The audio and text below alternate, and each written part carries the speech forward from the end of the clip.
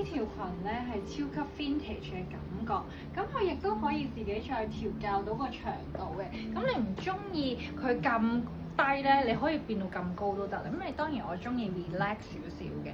咁佢前面咧，仲有一個好特別嘅一個 see-through 嘅 design 啦，喺連身裙上面係好少見，亦都好variable 嘅一個 cutting，因為佢鬆身，咁啊前面都好靚。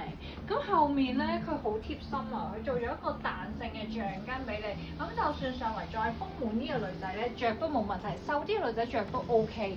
咁我自己咧就未必係咁中意露呢個全個膊頭出嚟，咁我入面就襯有一個比較特別少少嘅 top，咁有少少嘅穿窿，跟住再加呢個超級有節日嘅感覺，完全適合大家嚟緊想去一啲特別嘅 event 嘅時候着啦。咁咧佢係一個比較 loose 低腰少少嘅 cutting 啦，咁我咧就加埋一個腰袋嘅 design。咁如果你唔中意加呢個腰袋嘅話咧，其實你係可以加一啲 belt 都 OK 嘅。咁啊甚至乎唔加啦，跟住都冇問題，咁啊寬鬆好舒適。咁我就襯咗波鞋，翻工 worker 都 OK。